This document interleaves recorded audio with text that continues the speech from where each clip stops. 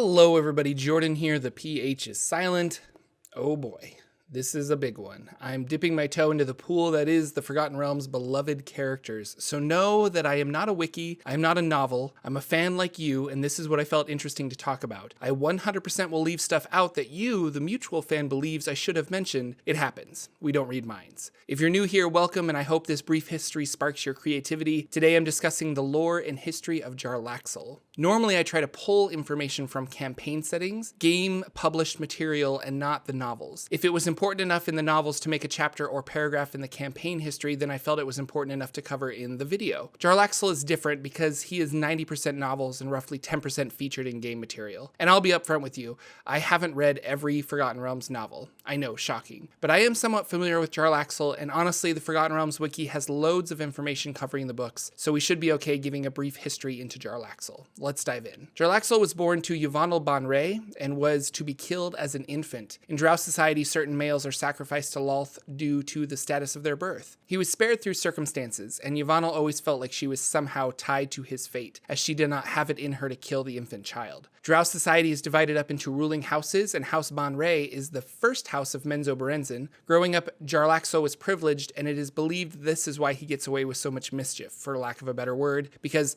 House Baenre looks the other way. Growing up in Drow society as a male, you are separated and trained as either a mage or a warrior. Jarlaxle went to the Warriors Academy and did very well. He was recognized as a skilled tactician. He became very skilled with swords, but preferred the stealthy dagger to take out his enemies rather than a direct confrontation. It was soon after he left the Warriors Academy that he left his house and name behind and founded Bregan D'aerthe. Bregan D'aerthe is a mercenary company that started rather small but has since grown to cover most of northeastern Faerun, existing both in Underdark cities and surface cities like Luskan and Waterdeep. The company is full of rogue males who did not fit into regular Drow society, finding work and a home within the organization, and some might even say a family. It was a place for Drow males from destroyed houses to have a purpose. The ruling houses of Menzoberranzan and other areas use Bregan D'aerthe as a resource. They'll hire the group for various operations as sellswords.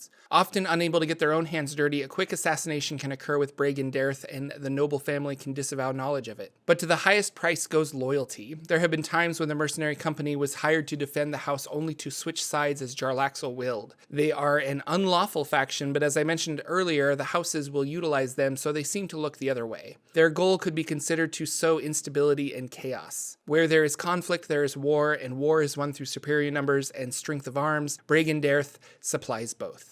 Jarlaxle is the head of this organization. Originally having only a few hundred members, it now has nearly 6,000 spread out across and underneath Faerun. Jarlaxle has 6 lieutenants that serve him and lead many of the operations the mercenary company is handling at the moment. Underneath these lieutenants are the core of Bregan D'aerthe: warriors, spies, assassins, and informants, each sworn to follow Jarlaxle. Bregan D'aerthe has branched out from just hiring Drow. Their numbers now include hobgoblins and bugbears. There are hidden cells in many of the larger Drow communities in the Underdark. Jarlaxle has a significant presence in Luskan and surrounding areas. He may be one of the most powerful male Drow inside Menzoberranzan, but has set up to control much of the surface world with Bregan D'aerthe. He has extensive contacts in Blingdenstone and Calimport. Despite leaving his house and name behind, Jarlaxle is in close alliance with House Baenre and is a common visitor to the Baenre compound. Matron Mother Baenre supports Jarlaxle's endeavors as long as they don't conflict with the house, and so far they have not. Jarlaxle wouldn't be Jarlaxle if he didn't have his numerous magical items at his side. The man dresses very well with flamboyant clothes and much style.